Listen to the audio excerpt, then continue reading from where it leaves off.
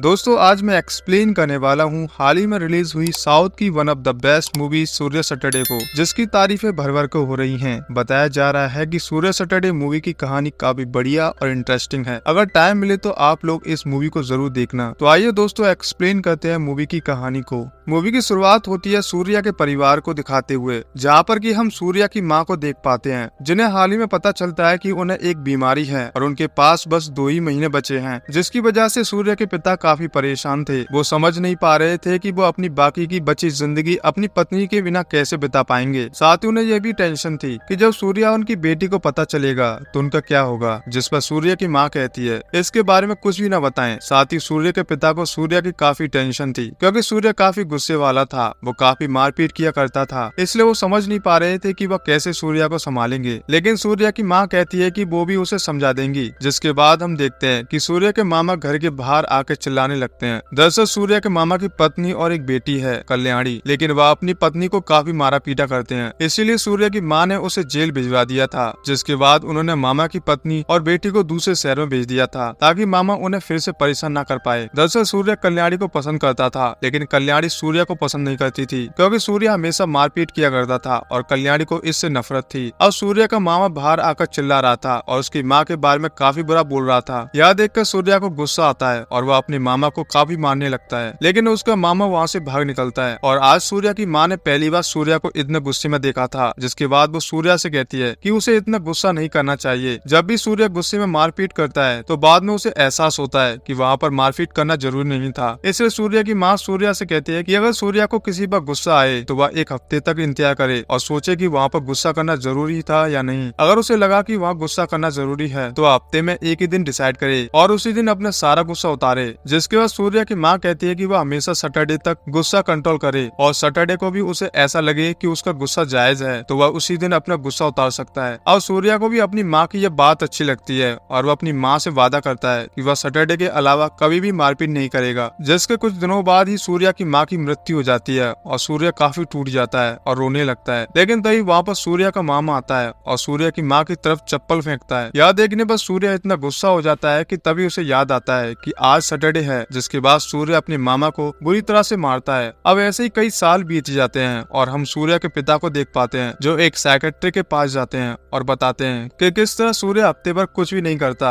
हफ्ते भर जो भी उसके साथ बुरा बिहेव करता है या किसी के साथ भी बुरा बिहेव करता है, सूर्य उनका नाम अपनी डायरी में लिखता है। जिसके बाद वह 1 हफ्ते तक सोचता है कि उसका वहाँ पर गुस्सा करना जायज है या नहीं। और अगर सैटरडे को भी उसे ऐसा लगा कि उसका गुस्सा करना ठीक है तो वो उन लोगों को बुरी तरह से मारता है, जिसकी वजह से सूर्या के कई सारे दुश्मन भी थे और कई सारे दोस्त भी। एक बार जब सूर्या होटल में खाना खाने गया था तभी वह देखता है कि वहाँ पर एक काम करने वाले लड़की को उसके सेठ ने बुरी तरह से पीटा था, क्योंकि उस लड़के ने अपनी घड़ी को 10 मिनट आगे कर दिया था। जिसके बाद सूर्या उस लड़के को उसके सेठ के पास लेकर जाता है और उस सेठ से कहता है कि इस लड़के को मारने से पहले उन्हें पूछना चाहिए था कि इस लड़के ने घड़ी का घंटा 10 मिनट आगे क्यों रखा। जब वह सेठ उस लड़के से पूछता है तो वह लड़का बताता है कि उसके पिता ट्रेन पकड़ने के चक्कर में गिर गए और उनकी मौत हो गई। तब से उसकी माँ बस यही कहती है कि अगर उसके पिता 10 मिनट पहले निकल गए होते तो आज वो जिंदा होते। और इसी वजह से उस लड़के को जब भी कोई घड़ी दिखाई देती है वो उसे 10 मिनट आगे करता था। और ये बात सुनने पर वह सेठ फिर से उस लड़के को मारने लगता है। यह देखकर सूर्या को काफी गुस्सा आता है, लेकिन आज सैटरडे नहीं था इसलिए वो कुछ भी नहीं कर पाता। जिसके बाद सूर्य सैटरडे तक इंतजार करता है और सैटरडे को सुबह उठकर यही सोचता है कि उसे सेठ को सबक सिखाना चाहिए या नहीं। और जब उसका जवाब हाँ था तो सूर्य जाकर उस सेठ और उसके लोगों को काफी मारता है। यह देखकर वो सेठ भी काफी शौक था और वो सूर्या से पूछता है कि उसने तब उसे क्यों नहीं मारा। तो सूर्य कहता है कि उसका बस 1 ही दिन होता है और उसी दिन वह गुस्सा करता है। और अब इसी तरह से सूर्या के काफी सारे दुश्मन हो गए थे, जिसकी वजह से सूर्या के पिता को हमेशा शहर बदलना पड़ता था। लेकिन वो जहाँ पर भी जाते थे सूर्य अपने नए दुश्मन बना लिया करता था। जिसके बाद सूर्या की बहन को प्यार हो गया था और उसने और उसके बॉयफ्रेंड ने डिसाइड किया था कि वह शादी करेंगे। लेकिन शादी वाले दिन सूर्या की बहन अपनी माँ की साड़ी पहनना चाहती थी, लेकिन उसके ससुराल वाले चाहते थे कि वह कोई और साड़ी पहन ले। लेकिन सूर्या की बहन ने जिद करके अपनी माँ की साड़ी ही पहनी थी। यह देखकर उसके सास ससुर नाराज हो गए थे और वह कुछ न कुछ बोलने लगे। यह देखकर सूर्या को काफी गुस्सा आ गया था, लेकिन सूर्या की बहन ने उसे समझाया कि वह कुछ भी रिएक्ट न करे, वो खुद ही सबको संभाल लेगी। जिसके बाद सूर्य शांत हो गया था। लेकिन जैसे ही 12 बजे और शनिवार शुरू हो गया, सूर्या ने उसके ससुराल वालों को काफी मारा। यह देखने के बाद सूर्या की बहन काफी गुस्सा हो गई थी और उसने सूर्या के साथ अपना रिलेशन खत्म कर लिया। जिसके बाद कहानी प्रेजेंट में आती है, जहाँ पर सूर्या के पिता यही सारी बातें साइकियाट्रिस्ट को बता रहे थे। सूर्य के पिता कहते हैं कि वह हर सैटरडे को सूर्य की डायरी पढ़ते हैं और उन लोगों को बचाने की कोशिश करते हैं जिन्हें सैटरडे को सूर्य पीटने वाला था, और इसलिए वो साइकियाट्रिस्ट के पास आए थे। अब यह सुनने के बाद साइकियाट्रिस्ट काफी शौक थी। तो सूर्य के पिता कहते हैं कि आज सूर्य उसके पति को पीटने वाला है, लेकिन वह किस वजह से पीटने वाला है ये उन्हें नहीं पता था। उन्हें बस इतना पता था कि सूर्य की बहन जिस स्कूल में टीचर है वहीं पर साइकियाट्रिस्ट का पति भी टीचर था। जिसके बाद हम सूर्य को देख पाते हैं जो साइकियाट्रिस्ट के पति के साथ था,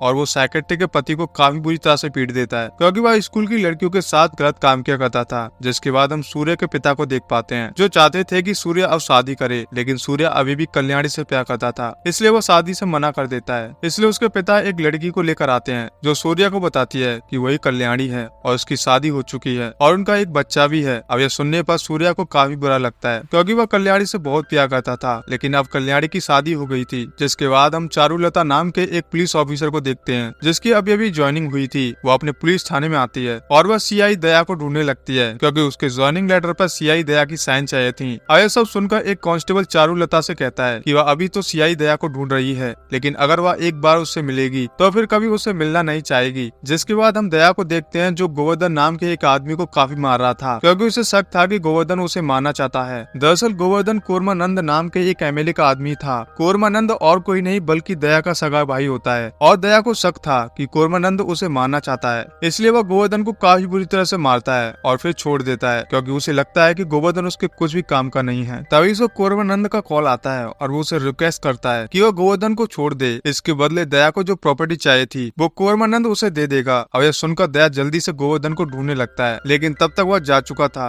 जिसके बाद दया शुक्ला पालम आता है और वहाँ के लोगों को बुरी तरह से मारने लगता है। तब वो कांस्टेबल चारुलता को बताता है कि यही दया है जो हमेशा इन मासूम लोगों पर अत्याचार करता रहता है। दरअसल उस एरिया के लोग पहले चोरी चकारी किया करते थे, लेकिन बाद में उन्होंने यह सब बंद कर दिया और अपना खुद का काम शुरू किया, लेकिन फिर भी दया उन्हें इसी तरह से टॉर्चर किया करता था। दरअसल दया की पुरखों की एक बहुत बड़ी प्रॉपर्टी थी जो लगभग 45 करोड़ की थी और दया चाहता था कि वो प्रॉपर्टी से उसे मिले, लेकिन वहाँ के लोगों ने कोरमानंद का साथ दिया और कोरमानंद एमएलए बन गया। जिसके बाद उसने वो सारी प्रॉपर्टीज रख ली और इसी वजह से दया इन लोगों पर अत्याचार किया करता था क्योंकि उसे लगता है कि इन्हीं लोगों की वजह से उसकी प्रॉपर्टीज उसके हाथ से चली गई। तो वहीं के लोग भी दया से इतना डरते थे कि वो दया के सामने कुछ भी नहीं कह पाते थे, इसलिए वह चुपचाप उसके अत्याचार सहन करते थे। चारुलता ये सब देखती है तो उसे उन लोगों के लिए काफी बुरा लगता है और वह उनकी मदद करने की कोशिश भी करती है। जिसके बाद जब एक दिन चारुलता दया के साथ कोर्ट जाती है तो दया की वहाँ पर एक औरत के साथ लड़ाई होने लगती है और वह उस औरत की कार को ठोक रहा था। यह देखकर चारुलता को काफी गुस्सा आता है, लेकिन वह कुछ भी नहीं कर पाती। तभी हम सूर्य को देखते हैं जो वहाँ से गुजर रहा था। सूर्य जब दया को ऐसा करते हुए देख लेता है तो उसे भी बहुत ही गुस्सा आता है, लेकिन आज सैटरडे नहीं था इसलिए सूर्य दया को कुछ भी नहीं कर सकता था। इसलिए सूर्य कुछ पेट्रोल दया के कार के पीछे डाल देता है, जिसे देखकर दया को ऐसा लगता है कि शायद उसका पेट्रोल टैंक खराब हो चुका है और वह लीकेज कर रहा है। यह देखकर दया वहाँ से चला जाता है और ऐसा सूर्य को करते हुए चारुलता ने देख लिया था और वह सूर्य से काफी इम्प्रेस हो गई थी। जिसके बाद सूर्य चारुलता को लिफ्ट देता है और उनकी दोस्ती हो जाती है। अब ऐसे ही वो दोनों एक दूसरे से बातें करने लगते हैं। यहाँ पर हमें मालूम चलता है कि चारुलता और कोई नहीं बल्कि सूर्य की बचपन की कल्याणी है। दरअसल कल्याणी ने अपने पिता के डर की वजह से अपना नाम चेंज करके चारुलता रख लिया था। अब कल्याणी समझ गई थी कि यही सूर्य है, लेकिन सूर्य को अभी तक मालूम नहीं था कि यही उसका बचपन का प्यार कल्याणी है। जिसके बाद वो दोनों अक्सर मिलने लगते हैं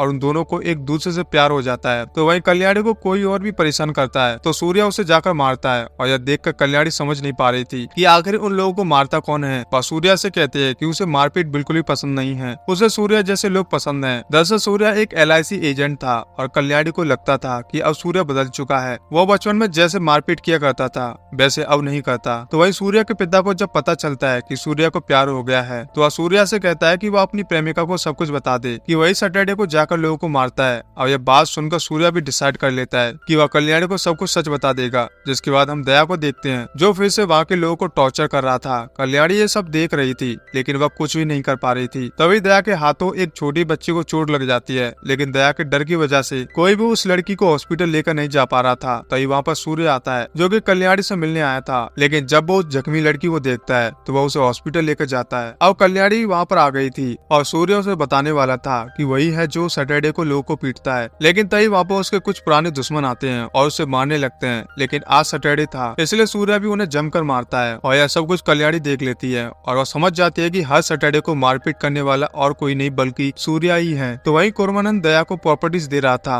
क्योंकि दया ने गोवर्धन को को अभी तक उसे नहीं दिया था। इसलिए दया काफी ज्यादा गुस्से में था और आखिरकार वो डिसाइड करता है कि वह कोरवानंद को मार देगा, जिससे सारी प्रॉपर्टी भी उसकी हो जाएगी और उसकी पावर भी बढ़ जाएगी। और इसके बाद में कल्याणी को पता चल जाता है और वह किसी भी हालत में दया को रोकना चाहती थी, क्योंकि अगर दया ने कोरवानंद को मार दिया तो वह काफी अमीर बन जाएगा और फिर उन मासूम लोगों पर और ज्यादा जुल्म करेगा। इसलिए कल्याणी सूर्या से मिलती है और उसे सब कुछ बताती है, जिसके बाद सूर्या और कल्याणी दया का प्लान का पता लगाते हैं और वह समझ जाते हैं कि दया कोरवानंद को कब मारेगा। इसलिए सूर्या फैसला करता है कि वह हर हालत में कोरवानंद को बचाएगा और दया को मार देगा। तो वहीं सूर्या के पिता जब सूर्या की डायरी पढ़ते हैं तो वह समझ जाते हैं कि सूर्या सीआई दया को मारने वाला है और यह बहुत बड़ा क्राइम होगा। इसलिए सूर्या के पिता सूर्या को नींद की दवा दे देते हैं, जिससे सूर्या गहरी नींद में सो जाता है। लेकिन तभी सूर्या के घर पर उसके पुराने दुश्मन हमला कर देते हैं और यह देखकर सूर्या के पिता डर जाते हैं। लेकिन वह घर को हर तरफ से लॉक कर देते हैं ताकि उन लोगों को ऐसा लगे कि घर में कोई भी नहीं है। लेकिन तभी वापस सूर्या की बहन आती है जो कि प्रेग्नेंट थी और वह शादी के बाद पहली बार अपने घर आई थी। और जब वो लोग सूर्या की बहन को देखते हैं और वो उसके ऊपर हमला करने लगते हैं, यह देखकर सूर्या के पिता बाहर आते हैं और उन्हें मालूम चल जाता है कि सूर्या अंदर है। तो वहीं सूर्या अभी भी गहरी नींद में था,